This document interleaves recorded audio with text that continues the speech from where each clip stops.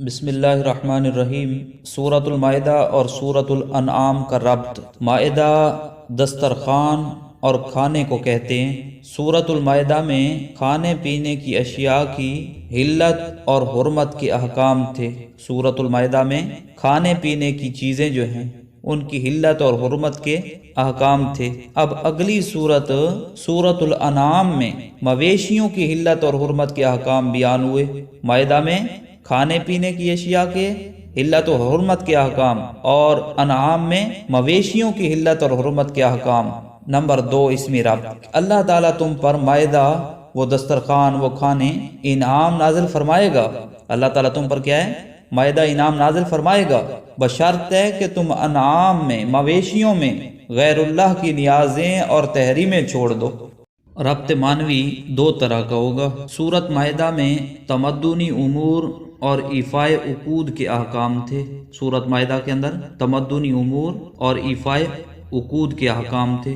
اب اگلی سورۃ الانعام میں سب سے بڑے عہد یعنی اللہ کی وحدانیت کا بیان ہوگا۔ نمبر 2، سورۃ مائدہ میں شرک کی 2 قسمیں اجمالی بیان ہوئیں۔ سورۃ مائدہ کے اندر شرک کی 2 قسمیں اجمالی بیان ہوئی ہیں، تفصیل اللہ نے وہاں پر ذکر نہیں فرمائی، لیکن اگلی سورۃ الانعام میں انہی 2 اقسام کی، انہی 2 قسموں کی اللہ تفصیل بیان فرمائیں گے۔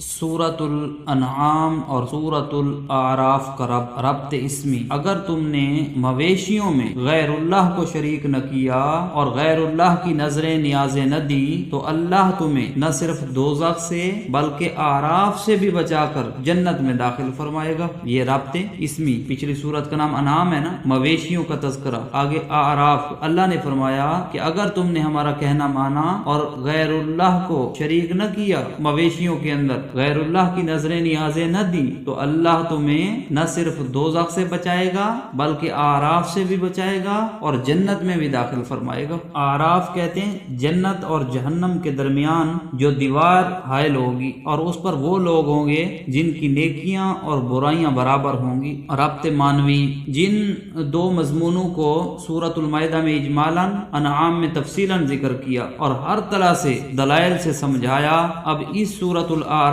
میں فرمایا کہ جب مسئلہ واضح اور مدلل ہو چکا ہے تو اب جرأت اور بہادری سے بلا خوف و خطرہ اسے ہر ایک تک پہنچاؤ، اور تمہارے دلوں میں اضطراب اور تنگی ہرگز نہ آئے۔ اس سلسلے میں اگر مصائب کا سامنا کرنا پڑے تو ہمت نہ ہارنا، اللہ کی مدد اور نصرت تمہارے ساتھ ہوگی۔